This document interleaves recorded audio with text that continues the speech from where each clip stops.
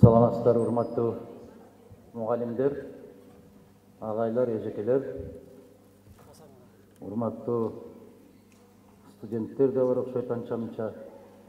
Алысыраак районунан келаткандар саат 2-ге жетишпей атса керек. Мамлекеттин күн тартибиндеги турган орчундуу маселелер, алардын бири катарында мугалимдердин жагдайы, алардын социалдык экономикалык абалы жана коомдогу орду. Мугалим деген кандай болуу керек? Мугалим анын макамы кандай болуу керек? Билим берүү системасы кандай болуу керек? Ушулардын тегерегинде биринчи кезекте сиздер менен сүйлөшүп алалы деп келип отурабыз. Биз бүгүн сиздерге көбүрөөк маалымат бербей, сиздерден көбүрөөк маалымат алалы деген максатта келдик.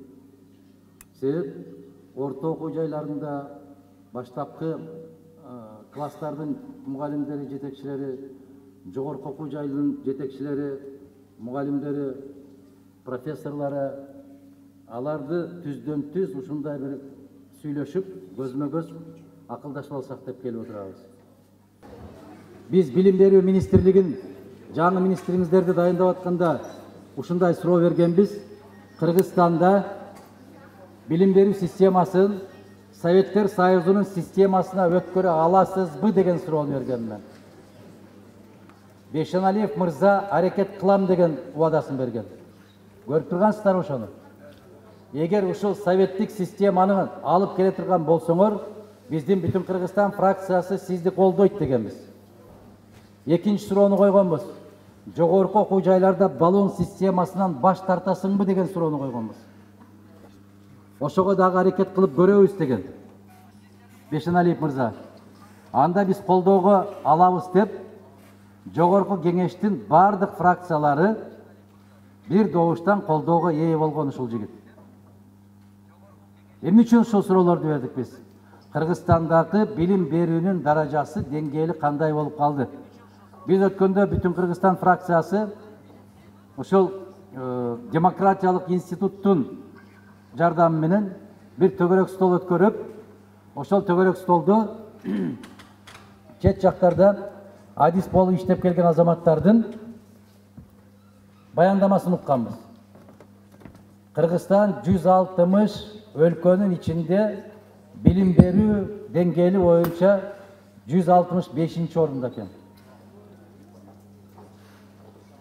Бизден ачуу сөздөр чыгат азыр. Сиздер анча-мынча моюнуңузга алып коюпсуздар. Урматтуу жогорку окуу жайдын мугалимдери.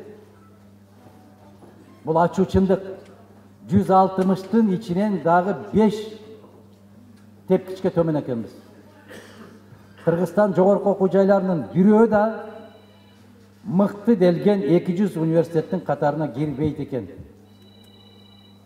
Кыргызстандагы билим берүүнүн даражасы деңгээли аябагандай төмөн экен. Биз муну билебиз. Бирок муну мен кыргыз катары айтсам ишенбейсиздер да сиздер. Эми ошол эл аралык илим изилдөө институттарынын иликтегенден кийинки берген баасы көбүрөөк таасир калтырат да. Мен анча-мынча учурда ушул сөздү колдонуп коем, сабатсыздар деп койсом тергишип кетип атпайбы? Сабатсыздыктын сазына баткан кезибиз туугандар. Мына орто окуу жайларда сабак берип аткан агайларым, эжекелерим дагы эптеп эле берип атасыздар, ачык эле айтышыбыз керек. Эгер биз ушуну бүгүн айтпасак, келечекке чыккынчылык кылган болобуз. Биз ушуну жаап жашырган болсок, демек биз өлкөнүн келечеги үчүн күрөшпөгөн болобуз. Биздин балдардын билим деңгээли өтө төмөн.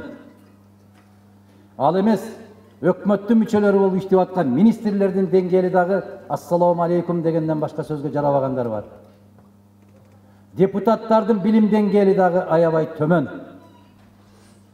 Арыз жазыш дагы өтө кыйын болуп калды. Атасынын атын жазыш дагы кыйынчылыкка туруп калды. Жазып берген текстти дагы окуш кыйын болуп калды.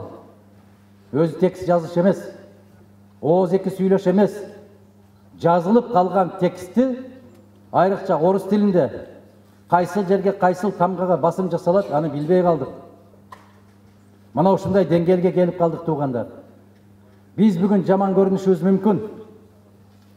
Бирок келечек үчүн күрөшүп жүргөн инсандарбыз, келечегибизди ойлогон инсандарбыз. Депутаттар өтө жаман буздуңар элди. Министрлер өтө жаман буздуңар элди. Кадаган кетейин, айланып кетейин деп барып башынан сылап алдап атасыңар. Келечегин бууп коюп атасыңар. Бүгүн жакшы сөз сүйлөп, жалган сүйлөп, саясий кайсы бир жеңишке жетишиңер мүмкүн. Бирок келечекти балта менен чапкылап атасыңар деп айтып атам. Келиңиздер, мугалимдер. Коомдун күзгүсү сиздер. Бүгүн ушундай ийри өтүрүп түз кеңешели. Ошол билим берүү министрлигине расмий кат жолдогонбуз. Ушул орто окуу жайлар, орто мектептегилер, жогорку окуу жайларды тейлеген кызматкерлериңизди бериңиздер. Биз менен чогуу отуруп, эл менен түздөн түз отурсун, суроолоруна жооп берсин деп. Тилекке каршы эми угуп тургула алардын жообун. Командировкага жиберүүгө акчабыздын жоктугуна байланыштуу дептир. Тийиштүү жетекчилер ошко уча албай калды. Эгер ушундай жагдай экен, бизге айтса, биз фракциядан кичине тыйынтып бир топтошуп, билетин алып бермек элек. Биз көмөк көрсөтмөк элек. Мана ушул билим берүү министрлигинин даражасы ушул. Билим берүү министрлигинин бүгүнкү абалы ушул. Монол деген нерсеге Бешеналиев мырзага мен барганда сессияда өзүмдүн жообумду, баамды берем. Биз муну шыпылдап, жакшы элпек, жакшы жигит экен деп ойлогонбуз. Эл менен катар тыгыз иштешет экен деп ойлогонбуз. Элдин муң зарын жерге барып угат экен деп ойлогонбуз. Аттың тилекке каршы мына ушул жагдай. Бул жака жиберип коюптур Турдубаева Гүлмира Мамаевна деген Ош билим берүү институтунун директору бар экен. Барбы? Сиз да кечигип келип атасыз. Келиңиз могул жерде. Жазылып турат сиздин фамилияңыз.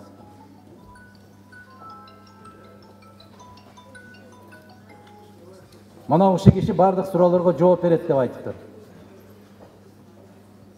Гүлмира Мамаевна. Келгенден кийин кош келиңиздер деп могул жерде тосуп алышыңыз керек, сиз тескерисинче. Мына Кыргызстандагы жалпы жагдайдын, тартиптин деңгээли ушул. Жалпы ушул жанагы коюлган маселелерге учкай маалыматты ошол областтык билим берүү институтунун директоруна берели. Андан кийин биз өзүбүздүн көз карашты айтабыз. Ага чейин сиздердин колуңуздарда кагаз таратылып берилди. Кимиңиздерде кандай суроолор пайда болгон болсо бересиздер. Бир да суроо жоопсуз калбайт, баарына жооп беребиз. Ушундай өткөрөлүбү? Жакшы. Дагы бир жолу кош келдиңиздер. Анда сөз Гүлмира Мамаевнага беребиз. Келиңиз.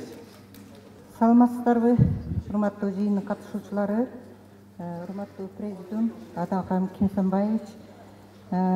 Чындыгында билим берүү тармагына маани берип, ушул жолугушууну уюштуруп, билим берүүнүн көйгөйлөрү менен жеринде таанышып келгем деп, ушул өзүңүз баягы тиешелүү адамдар менен убактыңызды бөлүп келгениңиз үчүн Ош облусундагы билим берүү тармагынын кызматкерлеринин атынан терең ыраазычылык билдирем. Биздин Ош облусунда бүгүнкү күндө 551 мектепте 255.636 окуучуну 18.000ден ашык мугалим билим тарбия берип жатат. Алардын ичинен мектептерде 8 лицейлер бар, 15 гимназия, ошондой эле бир гимназия классы бар, мектептер, комплекстер, инновациялык мектептер, үй бүлөлүк балдар үйлөрү, менчик мектептер бар. Жалпы республика боюнча 30 инновациялык мектептин ичине биздин облустан 7 инновациялык мектеп киргизилген. Алар аймактар боюнча атап өтсөм, Алай районунан Адышев, Аравандан Шарипов, Кара Суу районунан Сыдыгалайчы, Карагүлжадан Осмонов, Ноокаттан Көкжар, Өзгөн районунан Асыранов, ал эми Чоң Алайдан Сайыт атында орто мектеби. Бул инновациялык мектептер атайын Азия өнүктүрүү банкы тарабынан материалдык техникалык базалары чыңдалып, бүт окуу тарбия процессин жүргүзүүгө бардык шарттар түзүлгөн. Ошондой эле мындан тышкары жалпы облусубузда чыгармачыл балдар менен иштеген 8 балдардын чыгармачылык борбору бар. Алар ар кандай келечек мундардын чыгармачылыгын өнүктүрүү боюнча ар түрдүү ийримдер менен иш алып барышат. Мектепке чейинки билим берүү мекемелери облусубузда 458 саны. Бул биздин облустагы мектепке чейинки жаштагы балдарды камтууну 32%га 32%ын гана түзөт.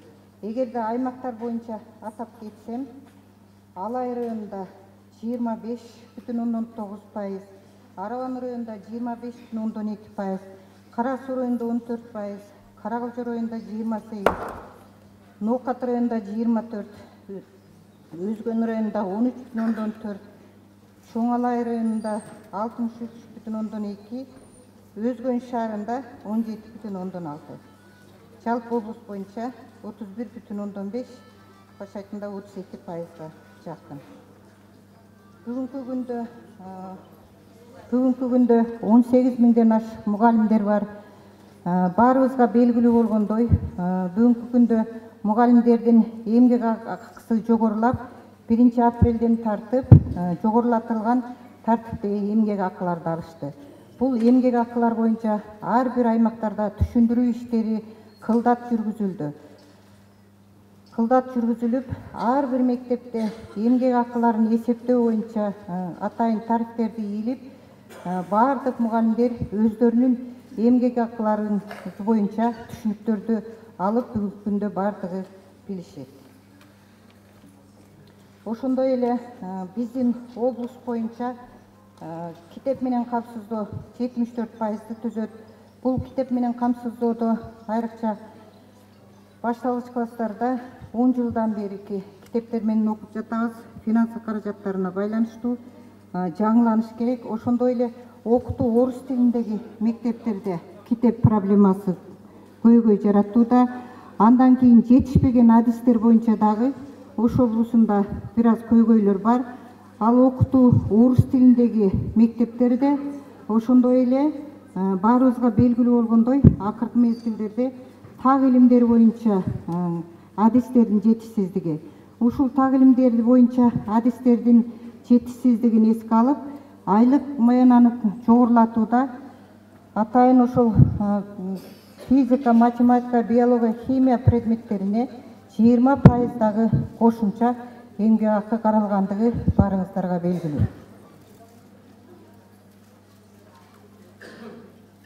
Биздин сапаттык көрсөткүчтү аныктаган республикалык жыл сайын олимпиадалар өтөт. Ошондой эле жалпы республикалык тестке катышабыз биз дагы. Алтын тамга артыкчылык аттестаты, андан кийин аттестатын алуу, алтын сертификат алуу боюнча биз республикалык олимпиадаларда пандемияга байланыштуу облустун жеңүүчүлөрү гана республиканын жеңүүчүсү деп таанылган кезде акыркы 2 жылда 34 окуучу республикалык байгелүү орунга ээ болуп жүргөн. А быйылкы жылы республикага катышып биз 38 окуучудан 3 байгелүү орунга ээ болдук. Командалык эсепте 5-орунду камсыздадык. Алтын тамга артыкчылык аттестаты боюнча дагы буга чейин бизде жетишкендиктер канааттандырарлык эмес эле жыл сайын өсүүдө. Өткөн мурунку окуу жылында 14 окуучу болсо, өткөн окуу жылында бул көрсөткүч 42 окуучуга өстү. Бүгүнкү күндө 200дөн ашык окуучу артыкчылык аттестатка заявка талапнама берилген. Артыкчылык аттестат боюнча дагы 28 майда атайын сыноо өткөрүлүшү күтүлүүдө.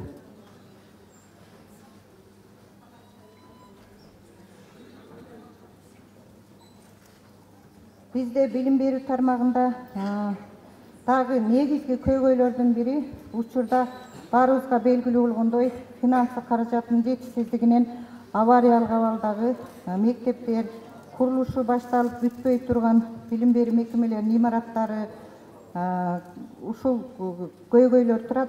Ошондой эле мектептерди жаңы компьютерлер менен камсыздоо, жаңы эмеректер менен камсыздоо маселеси, билим берүү жөнүндөгү мыйзамдын 38 беренесиндеги жаңыдан жаш келген адистерге шарт түзүү маселеси, коммуналдык төлөөлөр, жер, квартира ажыратып берүү, ошондой эле 10 эселенген эмгек акы төлөө маселелери бүгүнкү күндө чечилбей келүүдө. Жана белгилеп кеткендей, орус тилинде окутуу орус тилинде жүргүзүлгөн мектептерде адистер жана китептер менен камсыздоо дагы көйгөй жаратууда. Баарыңыздарга белгилүү болгондой, акыркы мезгилдерде коом өнүгүп, окуучулардын кылмыштуулугу дагы көбөйүүдө. Бул маселеде ата-энелердин жоопкерчилигин дагы күчөтүү керек. Ошон үчүн мыйзамга мектеп окуучуларды окутуп тарбиялоодо ата-эненин жоопкерчилигин күчөтүү жагын кароо дагы бизде билим берүү тармагында көйгөй болуп келүүдө. Бүгүнкү күндө Атакан Кинсанбаев сиздин демилгениңиз менен ысык тамак окуучуларга киргизилген. Ал дагы биздин облуста жакшы жолго коюлган. Биздин облуста интернет менен камсыздоо байланышы жакшы жолго коюлган. Бүгүнкү күндө 99% түзөт. Интернет тартпаган Арабан районунда 1 мектеп, Карас районунда 2 мектеп, Ноокат районунда 2 мектеп. Булар дагы бирок телефон аркылуу Wi-Fi менен колдонуп, интернет булактарынан пайдаланып келишүүдө. Ошондой эле интерактив доскалар, видео көзөмөл менен камсыздоо дагы жакшы жолго коюлган. Көмөкчү чарбаларды пайдалануу иштери дагы биздин аймакта жакшы жолго коюлган. Айрыкча Карас районунда ата-эне коомчулук мектеп деген темада жакшы иштерди жүргүзүп, ата-энелер менен биргеликте ар бир айыл өкмөттөрдө райондук билим берүү талабынан жыйындарды өткөрүп, билим сапатын жогорулатууга бир топ салымын кошуп келишүүдө. Ошондой эле Атакан Кинсанбаев сиздин демилгениңиз менен мектеп окуучуларына, башталгыч класстарга ысык тамак киргизилгени белгилүү. Ушул ысык тамак боюнча биздин 551 мектептен 255.636 окуучу, анын ичинен 1-4 класстарда 105.507 окуучу бүгүнкү күндө ысык тамак ичүүдө. Бул ысык тамак боюнча дагы бир топ долбоорлор иштеп жатат. Биздин облуста ысык тамак менен камсыздоо 308 мектеп кирип, 55,8% түзөт. Бириккен бүткүл дүйнөлүк Азия азык-түлүк программасынын колдоосу менен 133 мектепте, ошондой эле ата-энелердин да колдоосу менен жалпы 308 мектепте ысык тамак уюштурулуп, окуучулардын ден соолугуна, ошондой эле билимин жогорулатуусуна бир топ жакшы шарттар түзүлгөн. Негизинен бүгүнкү күндө облустагы маалыматтар ушундай. Суроолор болсо жооп берейин. Дөбүтов Келдибек деген мырза сурап атат Кара Суудан. Папан айылынан дейт. Билим берүү абсолюттук акысыз кылса болобу дейт. Билим берүүнүн себеби колунда жок адамдардын зээндүү балдары жогорку окуу жайларына окуй албай жатышат акчанын азабынан дейт. Өтө маанилүү суроону берип берсиз, Келдибек мырза. Биздин алдыбызга койгон максатыбыз дагы ушул. Орто билим берүү акысыз болуу керек деп Конституцияда жазылган. Башталгыч билимди мамлекет бекер берүүгө милдеттүү. Бирок биз ошол укугубузду көпчүлүк учурда пайдаланбай келатабыз. Талап кылышыбыз керек ошону. Экинчиден, биздин жеке программабызды сурасаңыздар, анда мен 15 жылдан бери сиздерге айтып келатам. 7 жогорку окуу жайын мамлекеттик макамында калтырышыбыз керек, дагы бүтүндөй мамлекеттик болушу керек. Көрпө төшөк, шейшеби, жатаканасы, стипендиясы мамлекеттик болуш керек. Бизде азыр 70-тен ашык жогорку окуу жай бар Кыргызстанда. Бирок ошолорду бүткөн азамат жигиттердин, кыздардын кокустан экзамен алып калсаң, 0 дебесек дагы 2 да. 2. Ошон үчүн биздин балдар менен кыздар атааңдаш боло албай атат кошуна өлкөлөрдө. Анча-мынча чыгып атат. Анча-мынчасы чыгып, чет өлкөгө чыгып барып иштеп келип аткан болсо, жөн эле атабыз ажыдан келгендей болуп аны 6 ай кыйкырып атабыз. Биздин балдардын билим деңгээли. Ал эми 100 миңден 2, 100 миңден 3. А жалпы улуттук биздин сапатыбыз өтө жаман катуу төмөндөп баратат. Муну биз мойнубузга алышыбыз керек. Биздин программабызда ушундай. Орто окуу жайдагы, жогорку окуу жайдагы 100% мамлекеттин эсебинен болушу керек, зарыл. Ушуга жетише алабызбы деген суроону коесуздар. 100% ишенимдүү түрдө айта алам, жетише алабыз. Кантип деп суроо бересиздер. Кантип экенин сиздерге түшүндүрүш үчүн көп убакыт кетет. Биздин бир да сөзүбүз аткарылбай калган эмес. Кандай убада берсек, ошону убагында так аткарып келатабыз, андан күмөнүңүздөр жок. Биздин көзүбүз да жетет, тажрыйбабыз да жетет. Азыр нравалык жагын карашыбыз керек. Ички тарбиялык жагын карашыбыз керек. Могул жерде Союздун мезгилиндеги пединститутту бүтүргөн мугалимдер, иштеген мугалимдер турат, анан жаштар турат. Экөөнүн айырмасы асман менен жерде айырмасы бар. Биз кезинде мугалимдерди көргөндө тээп бараткан велосипедиңди да токтотуп түшүп, саламатсызбы агай, саламатсызбы эжекей деп, андан бир 5-10 кадам өтүп кетип, анан велосипедди минип кетчүбүз. Момундай тарбия болчу. Мугалим келатканда баласы сен эмес, сенин ата-энең да титиреп турчу. Мугалим деген макамнан. Мугалим деген совхоздун директорунан да күчтүүрөөк эле ал кезде. Бүгүн айылдагы эң күчтүү ким? Ошол жердеги базардын кожоюну. Базарком күчтүү. Мектептин директори бактыш ошого жалдырап барат. Мына ушундай болуп калды мектептин мугалимдеринин макамы. Ага өзүбүздүн да күнөөбүз бар. Өзүбүз да күнөөлүүбүз. Себеп мына ушул системаны ушул күнгө жеткиришке 100% мугалимдер сиздер салым кошуп келдиңиздер. Шайлоодо бүтүндөй сиздерди иштетип атты. Мына ушун баягы туура эмес протоколду жаздырып аткандагы сиздер болдуңуздар. Ата-энесин кыйнап ушундай кылып аткандар да сиздер болуп аттыңыздар.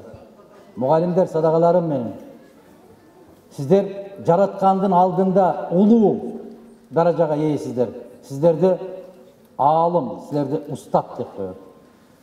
Устатты көрүп шакирт өсөт дейт. Мына сиздер ушундай иш кылып аткандан кийин окуучулар кайда барат? Азыр 10-11 класстын агайлары анча-мынча танаписке чыкканда 11 класстын балдарынан тамеки алып жеп атат. Тамеки сурап жеп атат. Балдардан, мугалим балдар, окуучудан алып жеп атат. Караңыздар, урматтуу мугалимдер. Биз аскерге барып келгенден кийин дагы 2-3 балалуу болгондон кийин дагы бүгүнкү күндө 60-ка 70-ке чыгып калсаң дагы 50-40-ка чыксаң дагы мугалимдин алдында тамеки тиштеп тура албайсың. Бизди ушундай тарбиялаган. Ошондуктан мына сиз айтып аткан маселе бул өтө орчундуу маселе. Урматтуу Келдибек мырза, биздин фракциянын алдына койгон максаты бар. Жакын арада билим берүү жөнүндөгү мыйзамды жана мугалимдин макамы жөнүндө мыйзамды биринчи тамгасынан баштап акыркы тамгасына чейин кайрадан жазып иштеп чыгуу маселесин коюп атабыз өзүбүзгө. Биз ошол мугалимди коомдо өзүнүн ордуна коелу деп атабыз. Эмне үчүн? Себеп мугалим жалчыбаган, мугалим жарыбаган, мугалим кадыр-баркка ээ болбогон өлкөнүн келечеги болбойт эч качан. Караңыздар, дүйнөдө кандай кубулуштар жүрүп атат. Ааламдаштыруу процесси кетип атат. Караңыздар, РТР, ОРТ, Россия каналдарын көрүп атасыздар. 3-4 класстын балдары, кыздары англисче, немисче, французча кандай сүйлөшүп атат. Караңыздар, эртең технология жаңы, кече эле мына колуңуздардагы телефон чыгат десе, көбүңүздөр ишенген эмессиздер. Мына жерде отуруп алып, Москвадагы, Екатеринбургдагы балдар, кыздар менен сиз телефон аркылуу, телевизордон көргөндөй сүйлөшүп турасыздар десе, ишенген эмессиздер. Каяктагы жомок дегенсиздер. Бирок бүгүн сиздерге айтып коелу. Ушул ылдамдык менен кетсе, дагы 5 жылдан кийин биздин окуучу балдарыбыз, кыздарыбыз башка мамлекеттер менен атаандаш бола албай калат. Себеп аң сезими ага жетпей калат. Мына азыр мугалимдер сиздерден арыз түшүп атат бизге. Карточкага которуп коюп атат, карточканы иштетүүнү билбейбиз, бизге колубузга эле берсе жакшы болот эле айлыгыбызды дегендей. Бул арыз көп болуп атат. Себеп карточка менен иштетүүнү билбейбиз деп атасыздар. Туурабы? Барбы ушундайлар? Банкка барып алышыны дагы билбейбиз дегендер бар. Бул жерде мүмкүн жоктур, сиздер боштор. Кече баткенде ушундай суроолор аябай көп болду. Пенсионерлер дагы арызданып атат. Биз барып ошол банка же РСКнын бөлүмү жок. Биз кайсы жерге барышыбыз керек? Райондук центрге барып, пенсиябызды алып келишибиз кыйын болуп атат деген маселени коюп атат. Эмнеге? Себеп ошого биз азыр заманга жараша өзгөрүүгө даяр боло албай атабыз.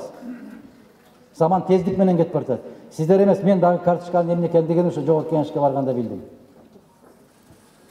Себеп ал жерде дагы айлыкты карточкага которот экен. Анын ичинде канча акча бар, кандай операцияларды жасайт, могу жашыраак депутаттардан сурап алып билбесең, өзүң көп биле бербейсиң. Биз могу калем менен жазып үйрөнгөнбүз. Кеңешев Бек деген мырза берип атат, Ноокат районунан. Азыркы учурда болуп жаткан билим берүү боюнча мектеп программасы 12 жылдык системага өзгөрөт деп жатат. Ушул боюнча сиздин жеке оюңуз кандай? Эгерде өзгөрсө, билим берүү системасына канчалык процент таасирин тийгизет? Экинчи суроо, орто жана жогорку окуу жайларда билим берүү системасы жакшы эмес деп жатасыз. Сиздин оюңуз боюнча билим берүү системасын кандай системага өзгөртсө, билим боюнча алдыңкы окуу жайлар калыбына кирет, катарына кирет дейт. Биринчиден мен жооп бердим. Биринчи сурооңузга айтайын. 12 жылга өтөт деп атат. Өтөт деп атат. Чуу көп, бирок кайдан чыгып атат, кимден чыгып атат, бүгүнкү күнгө чейин колубузда расмий кагаз жок. А эгерде ошол 12 жылга өткөрөбүз деген программа менен өкмөт биздин жогорку кеңешке кирген болсо, ошол жерде конкреттүү талкуу болот. Бирок менин позициямды айтайын сиздерге, 12 жылдык эмес, баягы эле 10 жылдыкка кайтышыбыз керек. Биз бүгүн орто окуу жайларды, орто кесиптик окуу жайларды күчөтүшүбүз керек. Айылдык техникалык училищаларды калыбына келтиришибиз керек.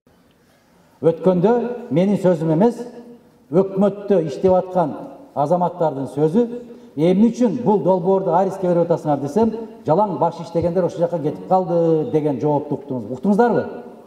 Уктуңуздар. Демек, мындан логика, мугалимдер сиздер түшүнөсүздөр. Демек, жалаң баш иштебегендер өкмөттө калды деген сөз да бул. Кандай дейсиздер? Мына ушул билим берүү.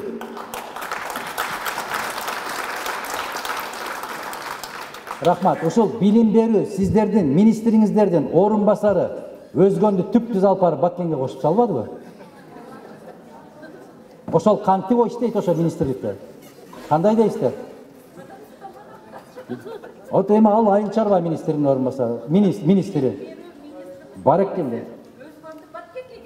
Баткенге киргизди. Ал букадан сүт алып атат, берки айыл чарба министри. Мына ушулардын баары кайдан чыгып атат? Кайдан чыгып атат? Айланайындар.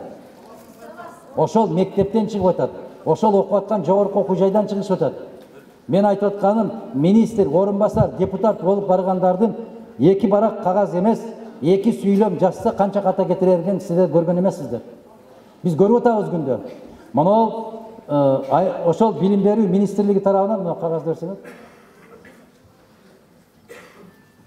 Мына билим берүү министрлиги тарабынан 30 март номер 181 ушул жылы токтом чыгарышты. Ушул токтомдун ар бир бетинде канча ката бар экенин көрсөңүздөр айланайында. Кыргыз тил мугалимдери бар го ушул жерде. Канча ката бар ушул жерде. Окуй албайсың. Министрдин токтому бул. Министр кол койгон токтом. Дагы бир министр өтпөдүбү? Эки ката болсо эч нерсе болбойт деп. Мына биздин деңгээл, туугандар, мен асмандан алып аткан жокмун. Кантип өзгөртсө болот дегениңиздерге дагы бир жолу баса белгилейм. Советтер Союзунун мезгилинде мен ошол мугалимдерден сурадым эле. Биз ушул Ошко келет элек. Кудайга шүгүр, кезинде областтык олимпиадаларда жеңүүчү болуп келгенбиз биз. Тил адабияттан. Дилмаек жазып, аңгеме жазып. Биринчи орундарга чейин жетип келген мектептерден чыкканбыз биз. Ошондо Кокустан ошол эки барак дилмаекте бир ката кетсе 5 алчу эмессиң. Мен айтпайын азыр жанакы тире, кош чекит, үтүр чекит, же жаңы абзац дегенди айтпайын. Алар боюнча түшүнүк жок азыр алар эч кимде. Сөздүн өзүндө ката кетсе, сөз эмес, сүйлөмдү туура эмес курап койсоң, эки баа койчу да мында, эки баа. Биринчиси мазмунуна, маанисине, экинчиси грамматикалык жагына. Мазмуну мыкты экен, бирок грамматикадан ката кетириптир деп мазмунуна 5, грамматикасына Сызып туруп 4 деген мааны коюп коет эле биздин эжекелер. Макулсуздарбы? Мына ушундай доорду окуганбыз. Ушул доорго кайрадан баргыбыз келет. Айттым мен, велосипед ойлоп таппайбыз, ушуга барабыз. Өтөнбаев деген мырза өтөт Кадамжайдан.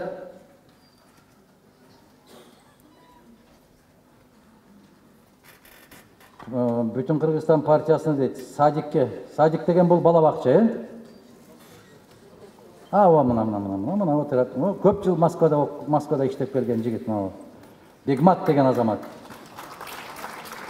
Кадамжайдан келип туратайын. Кече кадамжайлыктар да аябай суранышты бизден. Кадамжайга да келип ушундай жолугушуу өткөрүп бериңиздер деп. Буюрса келебиз деп убада бердик. Садикке дейт, мектепке электрондук каттоо кээ бирөөлөр үчүн татаал дейт. Ошонун айынан фото салон, видео салон, интернетти мыкты билген инсандар үчүн кошумча акча иштөөнүн жолу болуп калды. Сунуш кандайдыр жеңил каттоо приложение иштеп, оңой каттаса карапайым эл ошону түшүнүксүз болсо микрофондон айтып берейин дейт. Түшүндүм, Бегмат мырза. Бирок сизге эле ушул жерден эле жооп берейин да. Электрондук каттоодон өтүп койгула, Москвада жашап аткан кыргыздар шайлоого баргыла десе өтпөй койдуңар го. Туура. Мына карагыла, мойнуңарга алгыла. Барбай койдуңар го. Эгер ушул эле укукты алып берсеңиз, баарыбыз өтөбүз дедиңер эле го. Өттүңөр эми 40 000 киши өттүңөр, 45 000 киши өттүңөр, а шайлоого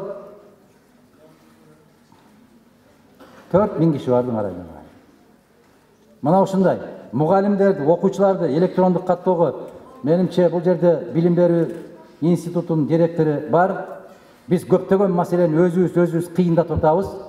Ушуну ар бир мектепке барып, баягы ата-энелер менен жолугушуу дегенди өткөрөсүздөр силер. Ата-энелер менен жолугушууну өткөрүп, ошого бир мыкты билген жигитти же кызды эжекени алып барып, ушуну 2 саат окутуп койсоңуздар болот го.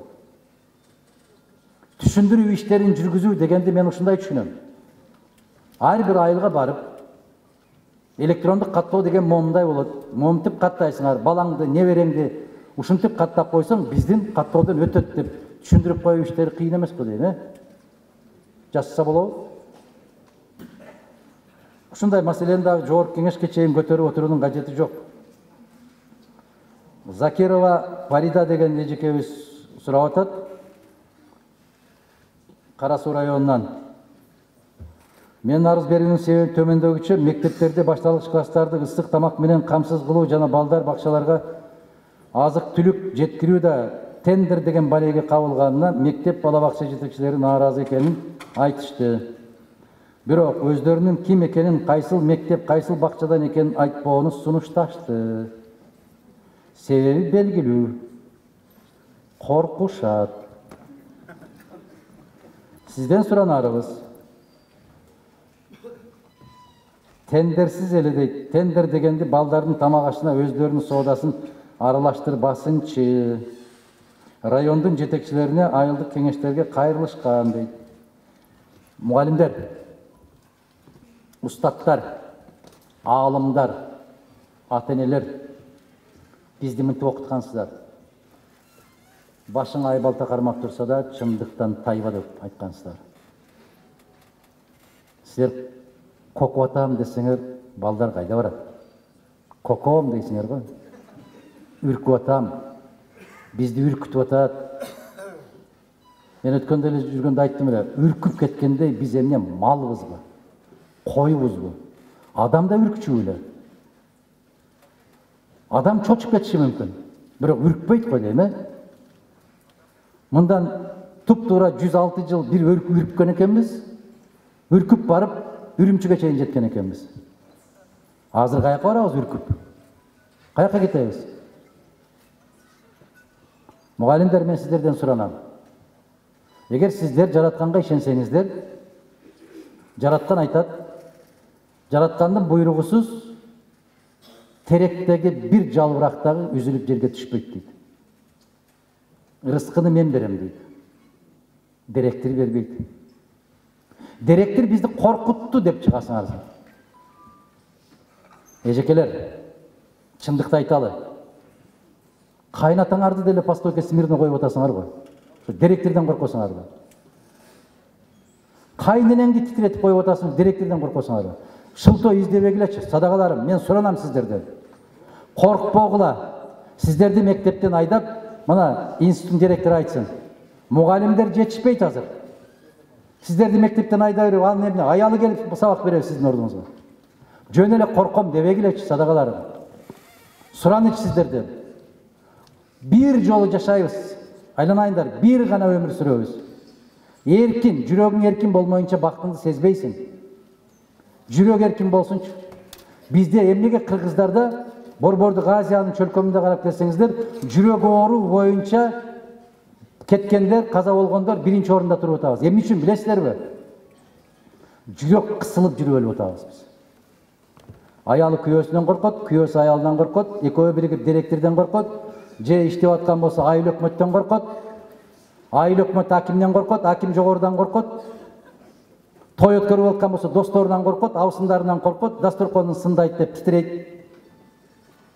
Этиң жакшы бышпай калыптыр дейт. Наның гүлдөп кетиптир дейт. Ачыбаган камырды жаап коюптур дейт. Миң түркүн жооп табабыз дагы бири-бирибизден коркобуз да. Конок чакырып алып да коркуп отурабыз титиреп. Ошол жерден да кыйкым таап чыгып кетет бизди сындап деп. Той өткөрүп атканда да коркобуз, кечигип калат деп. Мен агайлар, эжекелер, сиздер оңолмоюнча коом оңолбойт. Себеп сиздер устатсыздар, мен дагы бир жолу айтам. Сиздер кандай тарбия берсеңиздер, коом ошондой болот. Коркпоңуздар. Мына бала бакча боюнча, тамак аш боюнча тендер деген маселени азыр күн тартибине коелу, маселе жок. Өзгөчө кылып туруп күн тартибине коелу, туура айтасыздар. Мисалы, Беш-Абышка деген айыл бар. Беш-Абышка деген айылда туп-туура 125-126 кожолук бар.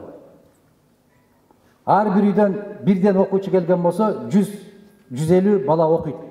Ошол 150 бала Беш-Абышкада туруп кимге тендер өткөрөт айланайын? Бул не деген маскарачылык?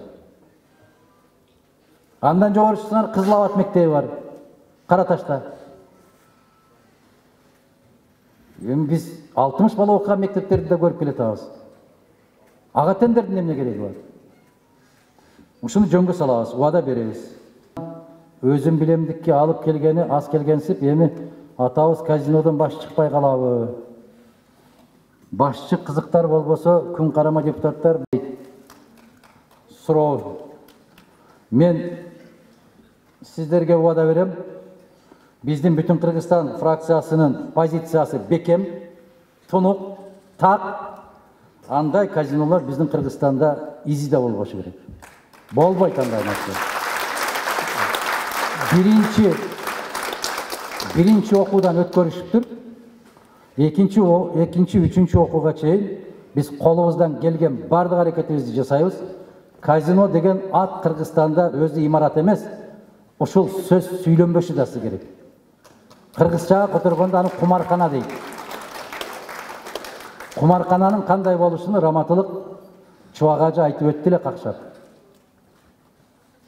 Эми бир нерсеге караганда тазараак деп баягы Абдышүкүрдөн дагы жакшы эле жоопту угушту эле. Туурабы? Бул нерсе болбойт. Бул нерсени туугандар, айрыкча мугалимдер, агайлар, эжекелер, аксакалдар, ошол депутаттар чечетте деп олтурбай сиздер дагы бир көмөк беришиңиздер керек. Айыл өкмөтүнө барып арызданышыңыздар керек. Айылдык кеңештин депутаттарын тез чукул жыйынын өткөрүшүңүздөр керек. Жогорку кеңешке жерлерден ушундай кайрылуулар болуш керек. Эл каршы буга. Эл колдобойт муну. Элдин нааразычылыгы болуп атат деген билдирүүлөрдү сиздер дагы жасашыңыздар керек туугандар. Ар бир окуу жай, керек ар бир мектептин мугалимдер жамааты өзүңүздөрдүн үнүңүздөрдү кошушуңуздар керек. Караңыздар, башка өлкөлөрдө кайсы бир деңгээлде туура эмес жолдор кетип барса, аксакалдары чыгып айтып атат. Баягы окумуштуулар чыгып айтып атат. Жазуучу акындар чыгып айтып атат. Бизде андай жазуучу акын калган жок. Бизде моундай томолок темирдин кулдары калган. 60-ка чыкканда эмгек сиңирген болсом, 70-ке чыкканда эл акыны болсом деген гана кишилер калган азыр. Биздин фракциянын позициясы бул өтө так. Биз эч кандай андай казино деген нерсеге, кумаркана дегендерге мүмкүнчүлүк бербейбиз. Соңку мүнөткө чейин күрөшөбүз биз. Тойчубек уулу Олжобай дейт. Көк арттан, Каракулжадан, жогорку окуу жайлардан манас таануу сабагы жоюлат деп жатат. Кыргыздын эң негизги баалуулуктары манас эпосунда болсо, улуттук баалуулуктарды дагы кандай жол менен сиңиребиз элге дейт. Бул сабакты жоюунун зарылдыгы барбы дейт. Бул сабакты жоюу эмес, манас деген айылды деле жок кылып атпайбы? Аны көрүп атпайсыздарбы? Биздин манасчылар дегенде аларды кол тийбес бир инсандардай көрчүлөк, аларды дагы маскаралап, саясатчылардан беш бетер, журналисттерден беш бетер талкалашып атпайбы? Мына ушунун баары, урматтуу агайлар, эжекелер, сиздердин унчукпай отурганыңыздардын аркасынан болуп атат. Унчукпайсыздар. Бир акылман айткан экен да, бүтүндөй адам баласына жат нерсе ар бир коомдун макулчулугу менен болот деп. Сиздер макул болуп атпайсыздарбы? Манас айылы талкаланса деле макулбуз. Чек арабыз өзгөрүп атса деле макулбуз. Суу үзөтүп атса деле макулбуз. Келсе шалтактатып, өп кучактап батаны бере беребиз. Аркасынан ыйлай беребиз. Токтонолу. Кагылайын калкым, токтонолу. Токтонолу айланайынга. Эгерде коомдун локомотиви болгон мугалимдер токтотпосо, башка эч токтото албайт мени. Эгерде коомдун күзгүсү болгон аксакалдарыбыз калыс сөзүн айтпаса, отурган жерде бир кесе шорпону ичип бата бере берсе, сакалын сылап, коом оңолбойт. Көч башы сиздерсиздер. Сиздерге карап түздөнөт. Бая Союздун мезгилинде билесиздер, жалгыз мугалимдер үчүн мугалимдер газетасы деген чыгат эле. Учительская газета деп орусчасы чыгат эле. Эл агартуу деген журнал чыгат эле. Бардыгын методикалык сабактарды ошонун аркасында алдыңкы ыкмалар деп туруп чыгарат эле. Ошондон эле окуп үйрөнүп алат элеңиздер мугалимдер. Мен мугалимдин баласымын. Менин да атам 40 жылга жакын мугалим болуп пенсияга чыккан киши. Биз билебиз. Атам окуп таштап койгондон кийин мен да уурданып алып окучумун ошо эл агартууну. Биз ошол деңгээлге алып келебиз деп атабыз, Кудай кааласа. Мына жогорку окуу жайлардагы ошол манас таанууну алып салыш менен эмес, биз мектептерге 1-класстан баштап ыйман сабагын киргизели деп атабыз. Ыйман десе эле сөзсүз эле турда жанакы пилла бере турган курттардай болуп оронуп алыштын эмес экен. Ал сырткы көрүнүш экен. Ыйман деген көкүрөгүңдөгү, жүрөгүңдөгү экен. Маселе ушунда турат. Ыйман деген бул адамгерчилик экен. Ошон үчүн биздин партиянын 3 сөздөн турган девизи бар. Ыйман, мыйзам, тазалык деген. Кийин коштук, тартип. Себеп ыймандуу өлкөдө мыйзамы жок деле жашай берет. Биз башта Союздун мезгилинде ушинтип жашадык, эч ким мыйзам окубайт эле. Бирок ыйман бар эле. Мугалимдерден коркуу, ата-энеден коркуу, өзүңдөн жогорку класстардагы окуган балдардан, кыздардан айбыгуу, ушундай бар эле, азыр андай жок. Ушул ыйман маселеси. Олжобай мырза, сиздин ушул сунушуңузду биз кененирээк кылып беребиз, Кудай кааласа. Манас таануунун ичиндеги ошол ыйман сабагына сөзсүз маани беришибиз керек. 8-9 класста кыздарыбызга ийне кармаганды үйрөтүшүбүз керек. Капкил кармаганды үйрөтүшүбүз керек. Чаули дегенди билет экен азыр ушул кыздар, билбесе керек. Чаули менен биздин энелерибиз боорсок бышырчу эле, каттама жасачу эле, азыр билбейт чаули дегенди. Туурабы? Балдарыбызды аскерге даярдоо деген сабагын киргизишибиз керек. Колуна курал карматып үйрөтүшүбүз керек. Калашников автоматын биз 7,5-8 секундта чаччубуз. 11 секундка чейин, бүгүнкү күнгө чейин мен эсимде калыптыр. 50 жыл болуп атат. 40 жыл болуп атат. 11 секундта биз кайрадан жыйнап койчубуз. Калашников автоматын. Биз билчүбүз гранатаны кандай кылып ыргытат, кандай кылып коргонот. Ушул багыт бизге аба менен суудай керек азыр.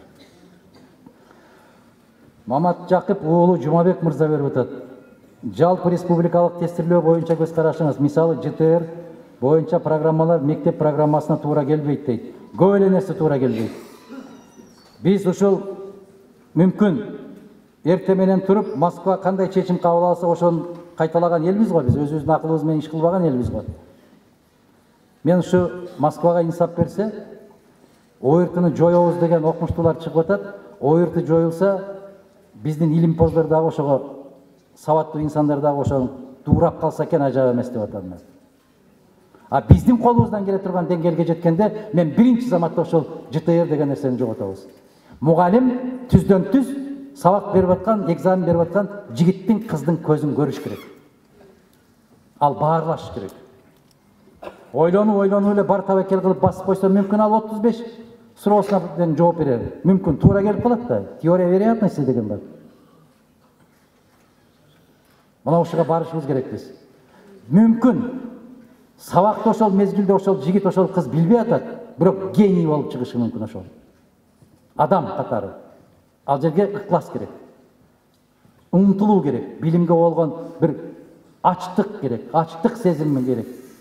Мына караңыздар, биздин залкар инсандардын көбү сабакты эмес, ошол жазууну билбей барышкан. Мына Маркумдар үнү деген китепти ким окуду? Сиздер, вот. 3 киши окуптур, 5 киши окуптур. Мына караңыздар, мугалимдер көп. Ошо Маркумдар үнүндө Гапар Айтиевдин бөлүгүн окудуңуздарбы? Окудуңуздар, азамат. Мына ушул сиздердей кишилер бар, менде үмүт оту жанат. Мындай китеп бар экенин да билбейт азыр. Мына ошол Гапар Айтиевдин эскерүүсүн караңыздар, мен эки жеринде көзүмдөн жаш чыгып кетет ушуну окуп атканда. Биринчиси Жомарт Бөкөнбаев менен Касым Тыныстановго жолуккан жери, жанагы бакта эч кандай жата турган жери жок, чөптүн үстүндө түнөп калган учуру. Эрте менен келип, мен силерге жардам берем деп, бир ыкчам бир жигит ушундай кетти, көрсө ошол Жомарт Бөкөнбаев экен деп. Мына караңыздар, кандай ынтызарлык менен. Ошол Гапар Айтиев, ошол Төлөйкөн тараптан канча чакырым жөө басып келиптир, мен окууга барам деп. Ыйлап жүрүптүр. Константин Кузьмич Юдахин сабак бериптир аларга. Китеп окуунун пайдасы ушунда дагы турат. Тарбиялык мааниси өтө чоң. Туугандар.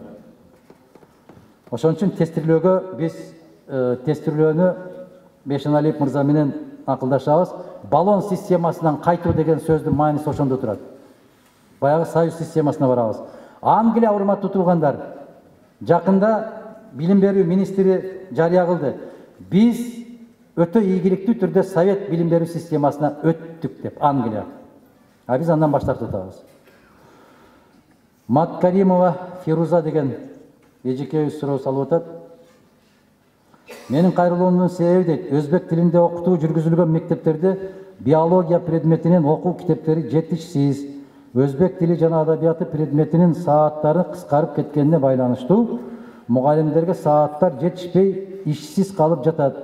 Же болбосо кичине саат менен иштөөсүнө туура келип жатат. Жана коррупция өнүгүп кеткенинен олимпиада жана жылдын мугалими деген ушуга окшогон конкурстардан өз билими менен орун албай жатышат. Эч жерге кайрылган эмесмин дейт. Биринчи сизге кайрылып атам дейт. Фирузайым, эң туура маселе көтөрүп атасыз. Мына окуу китептери жетишсиз деп атасыз. Биз кезинде жыл сайын 30%дан окуу китептерин жаңылайбыз деп, бирок биз кетери менен бул маселе токтоп калган. Өзбек адабияты предмети эмес, азыр кыргыз тили, кыргыз адабиятында кыскартышыптыр бул азаматтар. Тарых сабагында кыскартышыптыр, география сабагында кыскартылыптыр. Баракелде. Гүлжан деген айым суроо салып атат. 2010-жылы Ош окуясына бийликтүү уулум байланыштуу уулум Муратов Чыңгыз мектепке барып ошол жерде токмок жеп, азыркы учурда тез-тез талма оорусу менен ооруп, экинчи топ майып Ош шаарында майыптарга деп салынган үйлөрдөн тийбей калган. Же майыптарга деген үйлөр сатылып кеткен. Ош шаарынын майыптарга 2010-жылга дейт. Мен муну мына Гүл Акматкуловна айымга берем. Бул киши дарегиңизди жазып турсуз, телефонуңузда жазып койсоңуз жакшы болмок. Кызыл байрактан дейт. Телефонуңузду жазыңыз. Ушул биздин кызыбызга бериңиздер. бул киши мыйзамдуулук боюнча комитетте иштейт. Эгерде ошол мезгилде майып болгон кишилерге үй менен камсыз кылат деген чечим чыккан болсо, сиздин үйүңүздү колуңузга кайтарып бергенге мүмкүнчүлүгү толук түрдө сабаттуулугу жетет. А эгерде андай чечим болбосо, анда жазуу жүзүндө жоопту аласыздар. Макулбу? ГКМБнын кишилери ошол жерден качып жүргөндөр. УКМКнын кишилери. Баягы элдердин ошол буудай себиш керек да, ошол жаанын алдында сейип калыш керек. Кооператив жөнүндө мыйзамдарды иштетсе болобу, инвестор алып келсеңиз, доля сураган адатты кантип калтырабыз. Сиз шайлоодо акча сурабай шайлоого барсаңыз, ошол доля жоголот. Ошол жол доля жоголот. Бул коррупциянын башы баары айылда, туугандар. Мына мугалимдерден башталат, аттестат жазганда башталат коррупция. Кой, аяшым болот эле, аяшымдын бөлөсү экен, жездемдин баласы экен деп эле 5 тура бересиңер. Аттестатка толтуруп атканда. Шийбулов Алимбек деген мырза, Төлөйкөн Кичи районунан. Биринчи мектептердеги 10 жылдык кылыш керек, 12 жылдыкты каршыбыз дейт. Биз дагы мектептердеги 6 күндүк сабакты 5 күндүк кылып өзгөртсө дейт. Буга абада бере албайбыз. Эгер 10 жылга кыскара турган болсо, тескерисинче 6 күндүк кылышыбыз керек. Программа бүтүш керек. Ар дайым акыйкатты, чындыкты айтып жүрө бериңиз. Рейтингиңиз жогорулай берсин. Бүтүн Кыргызстан партиясы эч жерге кайрылган эмесмин дейт. Бизге чындыкты айтып жүрө бериңиз деп бата кылгыла, өзүңөр айтпай отура бергиле. Силер үчүн биз айта берели. Окуучуларды 100% окуу китеби менен камсыз кылуу кандай ойлор дейт. Мен айттым, совет системасына өтсөк ушундай болот. Советтик доордогу билим берүү системасына колдойбуз, абдан жакшы ой бар экен дейт. Биз бул системаны бир жок, оң тарабы бар экендигин талашсыз дейт. Туура. Исраилова Нуржан деген айыл. Көчкөнбаев Акылбек деген мырза берип атат. Кабмин Улуттук банк перевод акча Россия жана башка өлкөлөрдөн келип түшкөн доллар менен салынса да банктар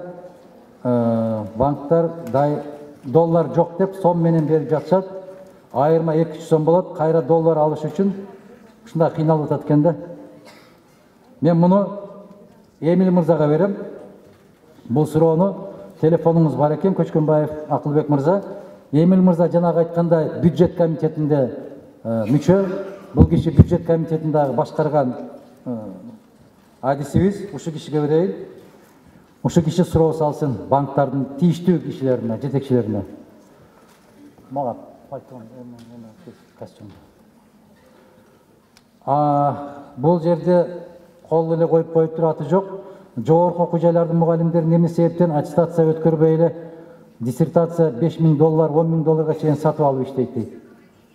Эми ошол жогорку окуу жайда мугалиммин деп аткан киши өзү наамды $5000 сатып алып аткан болсо, эмне болот ошол? Айткылачы. Өзүңүздөр эле жооп берсеңиздер, туугандар. Мени кыйнабасаңыздар ушул жакта. Абыт Ибраимович деген мыкты депутатыбыз бар эле. 95-жылы жогорку кеңеште. Ушу киши айтканда, мага бир жакшы тай, 2 жашы кызылынан алып келип бергиле, кандидат кылып чыгарып коем деп. Азыр академия ушундай болуп калды деп сындаган эле ушу киши. Мен ошондой окуяларды көрүп туруп, бул академиядан расмий түрдө чыгып кеттим деп арызын таштап чыгып кеткен ушу киши. Бул академия болбой калды деп. Андан бери 25 жыл өттү. Кудай берип калды азыр. Азыр барбай деле кандидаттыгын жактап коюп атат. Садикке балдарды берсең $100-200 чейин алышат. Горшок, простыня, подадение. Кыргызча эмне дейт ушуну? Азамат. Сиз мектепте 5-ке окуган экенсиз. Кудай кааласа. Ушуну эле жазса болмок. Ушундай деп эле шейшеп деп. Шейшепке чейин. Рахмат. Мектептерде азыркы мезгилде ошо пододеяльник 1000 сомдон ремонтко 500 сомдон алышат дейт. Тартип жок жерде ушундай болот. Мектептерде азыркы мезгилде деле ремонтко 450 сомдон охранага дептир 350 сомдон чогултушат. Бул жашыруун эмес. Ош областтык бардык мектептерде жылына апрель май айына чогултушат дейт. Ушундайбы эжеке? Я. Siz жооп берсеңиз. Мына микрофон берип.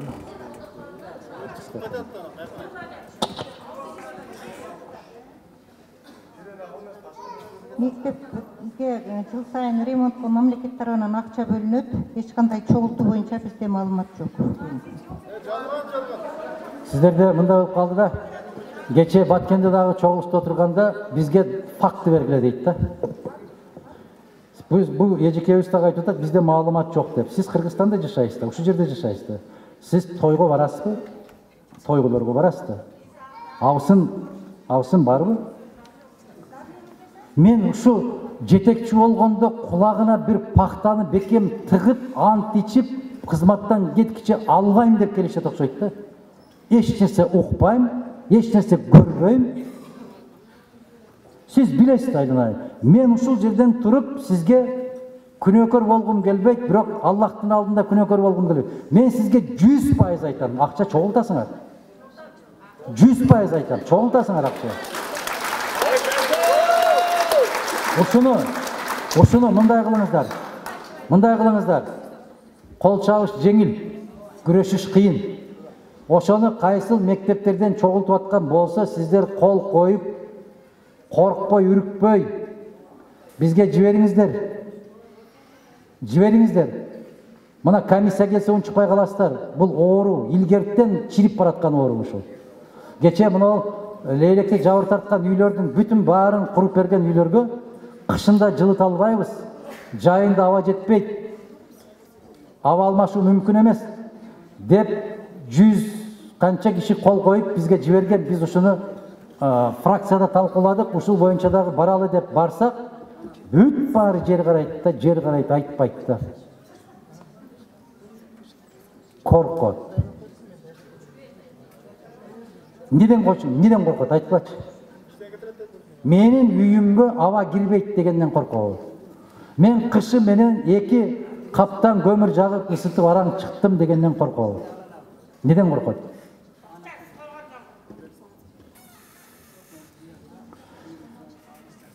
Эми мына бүтүрүүчү окуучулар 11-9 класста мажбурлап ремонтка шарттуу түрдө чогултушат, 600 сомдон 1000 сомго чейин дейт. Ушул чындыкпы? Чындык да ушул, акыйкат ушул.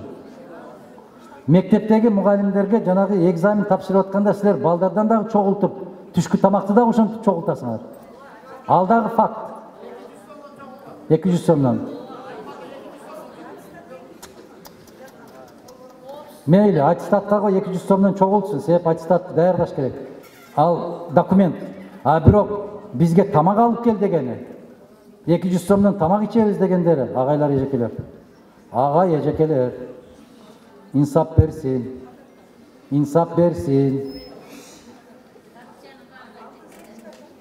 Акбура уулу Сыймык. Тоолуу аймактарда мектеп, бала бакча жетишсиздик жокпу дейт. Мисалы, Алыс Карабан районунун Чөгөн айылында бала бакча жок. Биз булардын баарын анан НРПТга даярдануу, ЖТРга экен. Айылдарда шарт жок дейт. Кантсек болот? Билбейм. Чындыгында мен билбейм. Жооп бере албаган суроого жооп бере албайм деп айтам. Кенжебүбү Зулпукарова дейт. Зулпукаровна Асия дейби.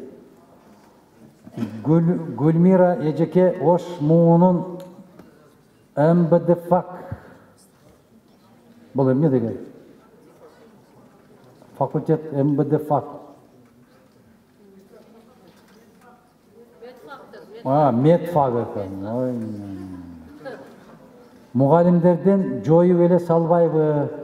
Себеби окуп жаткан студенттердин билим деңгээли төмөн. Акча менен бүтүрөт. Бир гана алардан окуп чыккан максаты авторитет кадыр баркына карап калды. Эмне үчүн катуу көзөмөл жүрбөйт? Кайсы байдын уулу кызы окушат, мээсинде эч грамм билим жок дейт. Гүлмира эжеке, сизге бериптир муну суроону. Барбы жообуңуз?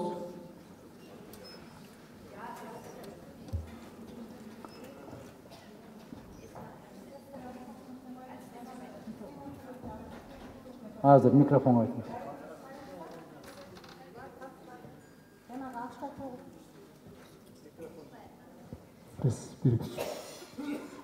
Акча чогултуу боюнча биздин облуска кайрылса, биз иликтеп беребиз. Ошону даректүү кайсы мектепте канча сомдон чогултуп атат. Бул боюнча маалымат болсо сөзсүз түрдө мыйзам түрүндө иликтеп беребиз. Ал эми мына жогорку окуу жайлары боюнча жазылыптыр. Мен мектептер боюнча иштейт элем. Ошон үчүн бул жогорку окуу жайларына тиешелүү. Жакшы. Мына мектептердеги акча чогултуу боюнча сиздерге фактынын кереги жок эжеке. Факт ар бир мектепте.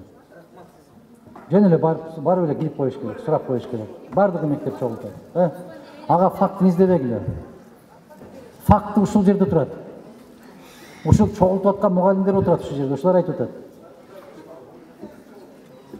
Илгери бизди темир чогулткула, анан кагаз чогулткула дейт эле да мугалимдер. Азыр акча чогулткула деп калыптыр. Шерали мырза суроо берип атат. Жалпакташ айыл өкмөтүнүн Киров айылынан Кысык Алма орто мектебинин жаңы мектеп 6 жыл дегенде тургузулду. Спорт залы бүтпөй калды. Фундаменти коюлганына 7 жыл болду. Мектептин жарымы шыбалып бүтө элек дейт. Буга да жооп беришим кыйын. Эске алып коюшубуз мүмкүн. Биз бүтүрүбүз дегенден алысыраакмын. Тойчуева Гүлжан дейт. Биз барабыз, Кудай кааласа, мен ошо Кысык Алмадагы мектепке барам мен буюрса. Билим берүү системасындагы коррупцияны жоюу маселесин кандай жолго салса болот дейт. Сиздер жоёсуздар. Сиздер жоёсуздар, туугандар. Сиздер туура баа койсоңуздар, сиздер акча алып жогорку окуу жайга киргизбей койсоңуздар, жоюлат. Сиздер жоёсуздар, туугандар, аны мен жое албайм. Сиз жоёсуз. Балык башынан сасыйт демекчи, жогоруда турган жетекчилер билим деңгээлин көтөрүүнүн ойлогон ордуна каерден кандай пайда чыгарсам экен деп ойлойт дейт. Мугалимдердин квалификациясын жогорулатуу системасында абдан чоң жогорку деңгээлге уюштуруу керек деп эсептейсизби? 100% ошондой деп эсептейт. Себеп мугалимдерди квалификациясын жогорулатуу боюнча кайрадан институттардан окутпаса, азыр 30 жыл башта диплом алып кеткен бойдон эч жерде окуй элек мугалимдер толтура. Канча жаңылыктар кирди. Кыргызча жазылган кайрылуума ката болсо кечирим сурайм, өзүм орус тил мугалимимин дейт. Болот эжеке, анча-мынча Гүлжан эжеке. Мен кыска жооп бергенге аракет кылам. Азыр бизде туп-туура убадага ылайык 5 мүнөтүбүз калды. Биздин мугалимдердин иш кагаздарына көз карашыңыз кандай дейт? Жана айттым. Бирдиктүү форма деген менен окуучулар ар кандай кийинип келишет. Сиз айткан СССРдин убагында форма фартукка өтсө, кыздар балдар да жакшы болмок дейт. Мен мамлекеттик катчы болгонумда бирдиктүү формага өткөргөмүн, эсиңиздерде бар. Андан бери бүт баары жайлоого чыгып кетти кайра. Эгер биз келип калсак, бирдиктүү форма болот. Ош базарынын директори дагы, баласы дагы бирдей кийинип келет.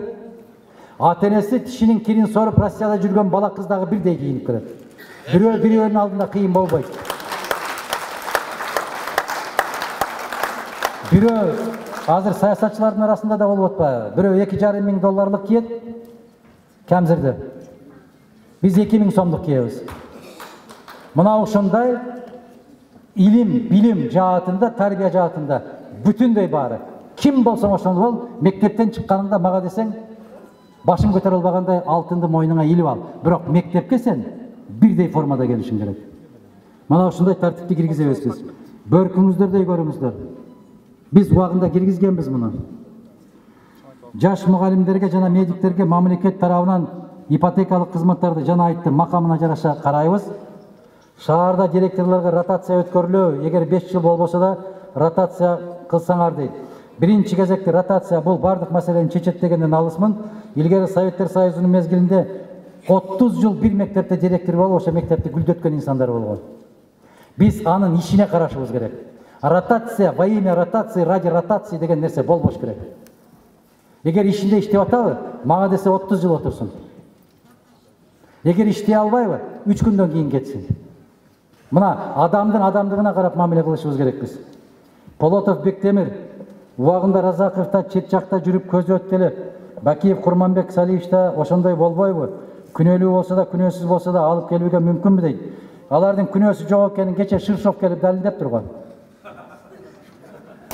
Болду да. Ага айтпадыбы? Буга бирдей иш козголгон эмес экен. Аяй бала экен. Аларга кылмыш иши козголгон ушул мамлекеттик казынаны уурдап алды деп козголгондо. Баланча миллион долларды сыртка чыгарып кетти деп козголгондо. Демек чыгарып кетпептир да. Ал жигит айтыптыр, баары Кыргызстанда калган, каерде жатканын билем. Десе айтыптыр.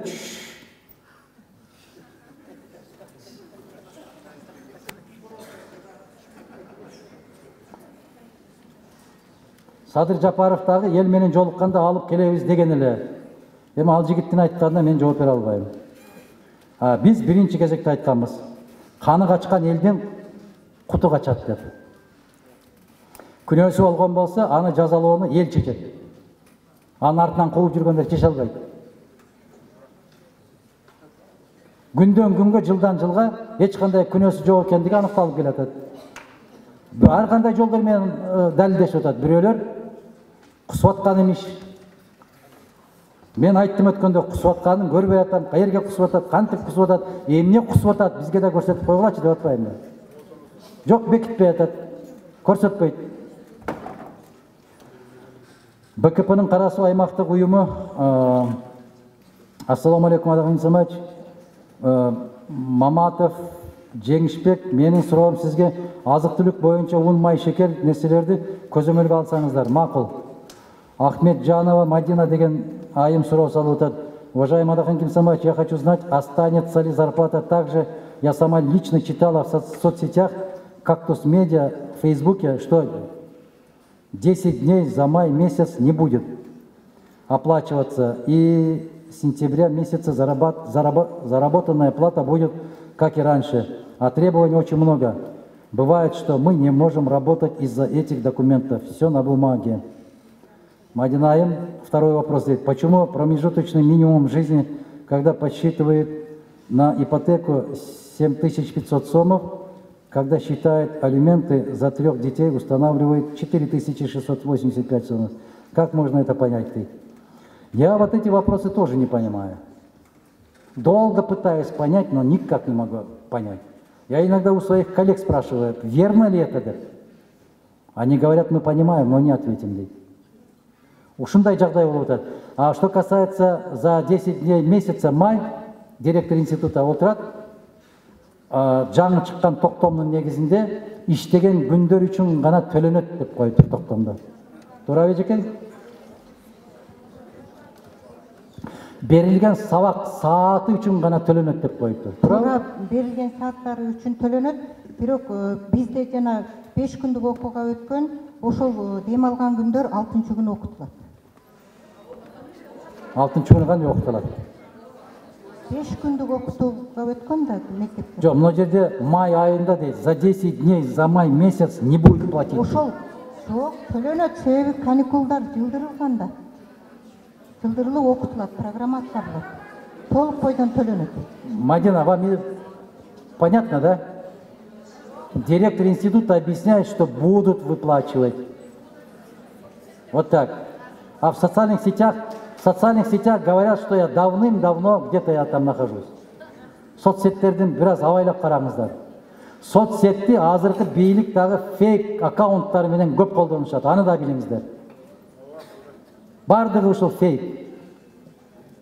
Көп тараптан фейктер тарап кетип атат. Ошондуктан социалдык тармак деп эле карабай, өзүбүз дагы бираз умтулушубуз керек, карашыбыз керек. Насчет второго вопроса, промежуточный минимум жизни подсчитывает там 7500, а алимент устанавливает 4600. Я не знаю, по какой методики считает эти вопросы, я не знаю, честно отвечу. Выясним, ответим. Соңғы екі сұрау Жолчуев Иса деген мырза беріп отады. Азыркы күндө кейбір орта мектептерде ислам динин кармаган окуучуларга кысым көрсөтүлүп, алардын укуктары бузулуп жатат. Бул жер билим берүү мекемеси уставды сактап, мектептин эрежелерин бузба, диниңди үйүңө барып карма деген зээнди кейтет.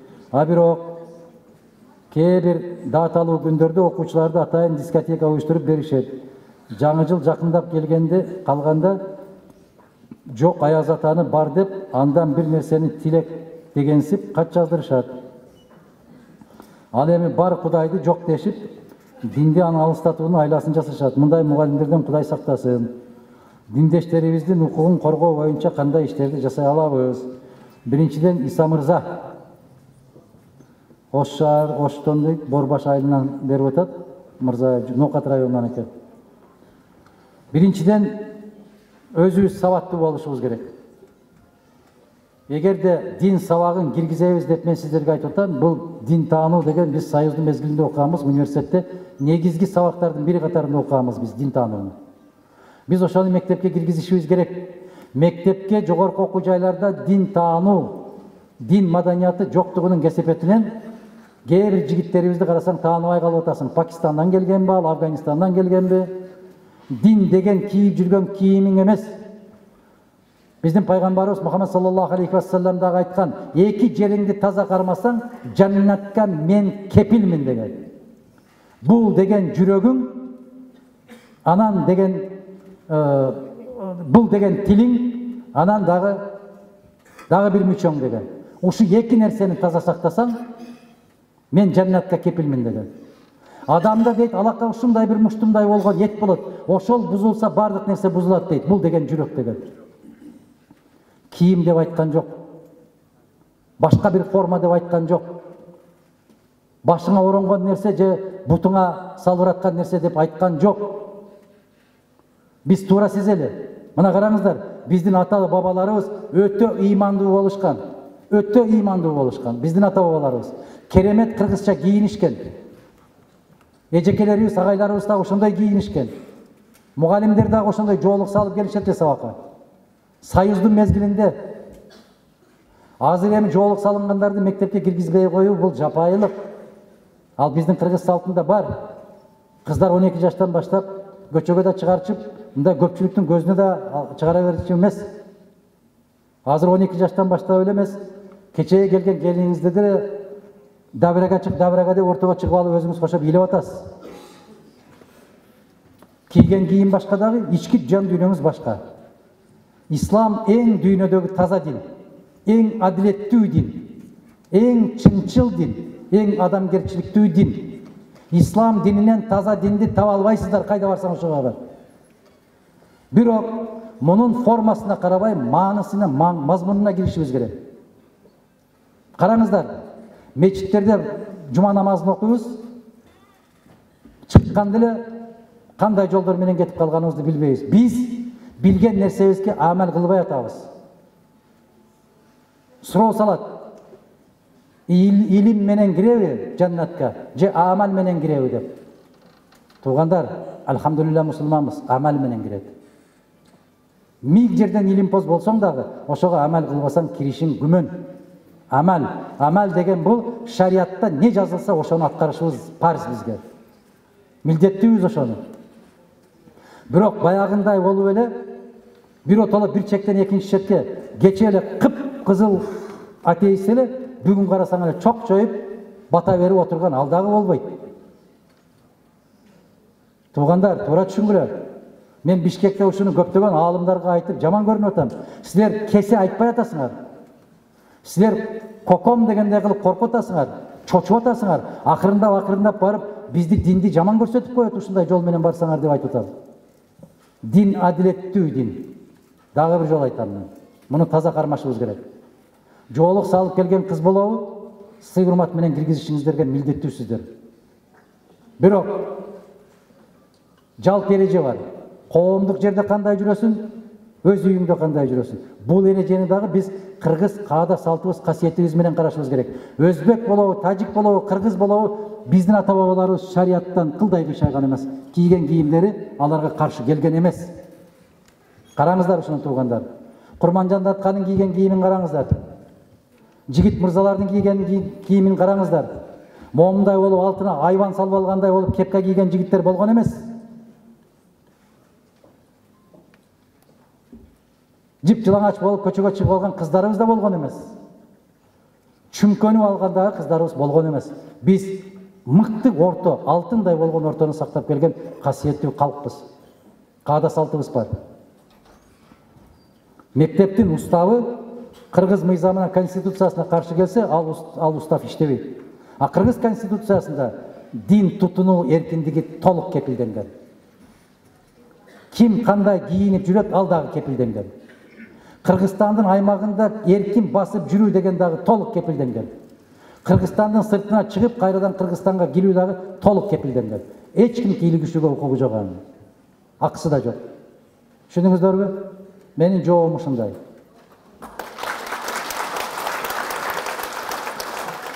Соңку суроо. Биздин маселени чечип берет деген үмүттө жазып жатам дейт Маткабылова деген айым жазат. Ооба, сиз айткандай билим деңгээли аябай төмөн, начар. Ал үчүн жол көрсөтүүчү болгон директор өтө сабаттуу болуш керек. Эмне үчүн Кыргыз Республикасында 10 жылдык креслону бошотпой отурушат? Ротацияны тезинен кылыш керек, сөзсүз аттестацияны чындыкта өтүш керек дейт. Аттестацияны ким жасайт?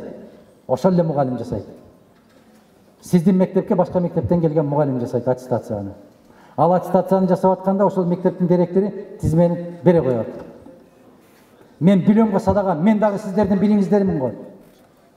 Мен эл эмне менен жашап атат, кандай дем алып атат, түшүнөм го мен, айылга келген сайын угам го. Кеп аттестацияда эмес, кеп мектептин директорунда эмес, кеп адамдын ыйманында болуп атат. Ыйманда болуп атат. Биз тескери коюп алдык. Заман аалам оодарылып кетти. Биз биринчи кезекке адамды койбой, биринчи кезекке акчаны коюп алдык. Сыйынганыбыз да акча, Кудайыбыз да акча, пайгамбарыбыз да акча, шариятыбыз да акча болуп калды. Бул уят маселе го. Эми кандай кече ушу казино ачканга дагы мусулманчылыкты ушунчалык тескери баалап, казино деген боло берет дегенден кийин биз кайка каратабыз туугандар? Бул не деген акча бул? Не деген үлгү? Башка мамлекеттин жетекчилерин көрүп атасыздар. Ар бир сүйлөгөн сөзү каккан казыктай болуп атат. А бизде эмне болуп атат? Бул жак сурап келген болсо ага уруксат, ал жак түштөн кийин болбойт деп койгон болсо, болбойт экен, биз кайра артка кайттык деп. Болбойт андай нерсе. Эгерде биз Кудай буйруп, биз каалаган заман келип кала турган болсо, мугалимдер дагы, сиздер дагы тизилгендей болуп тизилип калат эмиздер. Ошол күнгө жетпей атабыз. Көзүбүз жетип атат, колубуз жетпей турат туугандар. Биз мугалимдер билебиз. 150 киловатт саат СССРдин мезгилинде мугалимдерге бекер берилчү. Жылына киши башына карата канча баласы болсо ошого жараша көмүрдү үйүбүзгө алып келип төгүп берчү, түшүрүп кетчү. Мугалимдер дегенде чекке арыз жазса биринчи мугалимдерге берилчү. Азыр биринчи ошол базарда иштеп аткан камогорларга берилет. Мугалимге 5 жыл турса дагы берилбей калды. Мына ушуга туугандар, агайлар, эжекелер, биринчи кезекте күнөөлүү өзүбүзбүз. Биз күнөөлүүбүз туугандар. Эч ким күнөөлүү эмес. Мына ушуну ордуна коелу. Өлкөбүздүн капчыгы жалпыга маалым болсо да, биз мугалимдер, ата-энелер түшүнүштү каалабайт. Биз мугалимдер мектептин ремонтуна деген акчаны, китепке деген акчаны топтош кыйын. Ушул маселени карап берсеңиздер, биз сөзсүз түрдө карайбыз. Мектепте окуп аткан баланын китебин ата-энеси төлөгөнгө муктаж эмес, мажбур кылбайбыз биз. Мектептеги балдарга китепти камсыз кылуу бул мамлекеттин милдети болуш керек. Союздун мезгилинде деле биз алчубуз. Мүмкүнчүлүгүбүз болсо жаңы китептерди. Бирок китептерди алып алгыла деп бизге 7-нчи классты бүткөндө тапшырчу элек, тазалап бүт бардыгын өчүрүп, жакшынакай кылып. Ошону кийинки 7-нчи класстар келип алып кетчү эле. Бекер болчу эле китеп. ушул системага келгенди каалайсыздарбы деп алдыңыздарга келип отурабыз. Биз сиздердин пикириңиздерди угалы деп келип отурабыз. Же жалаң эле ушул бүтүн Кыргызстан фракциясы союздун формасына өтөбүз деп мүмкүн жаңылышып аткандырбыз. Биздин коомчулук каалабаса керек, угуп көрөлүчү деп келип отурабыз алдыңыздарга. Кайтышыбыз керек ошол совет системасынын билим берүүнө. Ошого барабыз биз. Колдон келген бардык аракетти жасайбыз. Ошондо жанагы мектепке оңдоо түзөө иштерине деген, экзамен тапшырып аткан эжекелердин, агайлардын түшкү чайына деген нерселердин баары токтойт. Билимдүү, муун, тарбиялуу балдарды канткенде жакшыртабыз. Сиздин оюңуз биринчи кезекте өзүбүз жакшырганда жакшырабыз. Ошондо жакшырабыз. Мындай дейт го, илимпоз аалымдар айтат: "Ааламды өзгөрткүң келсе өзүңдөн башта" дейт. Келгиле кыргыздар, келгиле кыргыз мамлекетинин мугалимдери. Дунгансынбы, корейсинбы, кыргызсынбы, казаксынбы, өзбөксүнбү, тажиксинби? Келгиле туугандар. Биз мусулманбыз. Мен өзгөрөйүн бүгүнкү күндөн баштап. Мен таза болоюн. Мен таза болоюн. Балдарымды таза кылайын, кошунамды тазалыкка жумшайын, ушуларды тазалыкка чакырайын. Мен мугалиммин, биологиядан берем. Математик мугалимине айтайын, физкультура мугалимине айтайын, тарых мугалимине. Келгиле мектепти тазалайлы деп демилге көтөрүлгөчү айланайын мугалимдер. Мектеп тазаланса, балдардын көкүрөгү тазаланат, ишениңиздер. Мектеп таза болуш керек. Ошол балдардын уясы ошол. Кыргыздар не деп айтат? Балапан уядан эмнени көрсө учканда ошону алат дейт.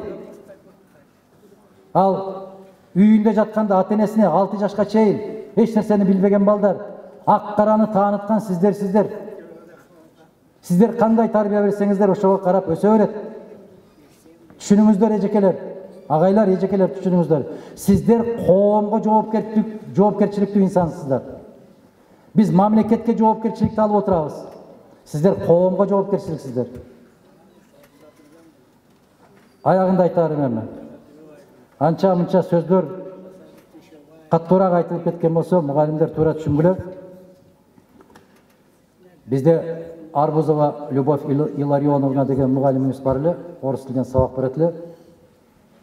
Чыдабай кеткенде указка менен ушундай урганда указка 3кө бөлүнүп кетет эле. Ишчектин мээсин жеген ит экендер деп туруп урушат эле. Ушундай урушат эле мугалимдер. Бирок ошол мугалимдерди биз ушунчалык жакшы көрчүбүз. Биз ошол мугалим мени урушту, же мугалим мени урду деп ата-энебизге айтып келгенден коркчубуз. Себеп ата-энең айтсаң, ата-энең алар жеткирилген шапалакты ата-энең берчү. Азыр бала үйгө барып, мени мугалим ушундай деди десе, далдаңдап атасы менен апасы жетип келип мугалимди жакалайт. Заман өзгөрдү, заман тескери болуп калды. Баласыны күнөөлөбөйт, келип мугалим менен сөгүшө турушат. Ушул мектеп, ушул мамлекет болобу ушул? Айтыңыздарчы өзүңүздөр. Мугалимдин макамы жөнүндө маселени карап атканыбызда, мугалимге кол тийбестик маселесин карашыбыз керекпиз. Мугалимдин ыйыктыгын, мугалимдин улуулугун жазышыбыз керекпиз. Депутатка кол тийбестик эмес, мугалимге кол тийбестик зарыл болуп калды бүгүн. Депутат муктаж эмес ага. Мына ушул нерселердин баары куру сөз эмес туугандар. Күйгөндөн айтылып аткан сөз ушул. Бүгүн коргоого эң муктаж болгон ким? Мугалим. Бүгүн коргоого муктаж болгон ким? Дарыгер. Туура эмес укол сайыпсың деп канчасын мушташ урушуп аткандарын көрүп атабыз. Коргоого ким муктаж бүгүн? Мугалим, дарыгер, маданият кызматкери муктаж ушул. Биз ушундай өлкөнү курабыз деп барганбыз. 5 жыл бою күн-түн ушул багытта иштейбиз. Биз ушуну вада беребиз сиздерге. Аллах Таала дайым жакшылыктарда жолугушканды насип кылсын. Ар бирибиздин тилегибизди берсин. Жараткан сүйгөн пендем деген болсо, бул жалган дүйнөдө жалган жалаадан, асман жерден келген баладан, куру дооматтардан сактаган болсун. Мына ушул жакшылык күндөрдө баарыбыз жадырап жайнап, бул талкуулап аткан маселелерибиз жомок катарында, эртең бир түшүүбүз катарында калган күндөрдү насип этсин. Сиздерге мугалимдер дагы бир жолу таазим, баш ийип таазим кылам. Жакшы көрөбүзбү, жаман көрөбүзбү, баарыбыз сиздер бар үчүн ушул деңгээлге жетип отурабыз. Аман болгула, бар болгула.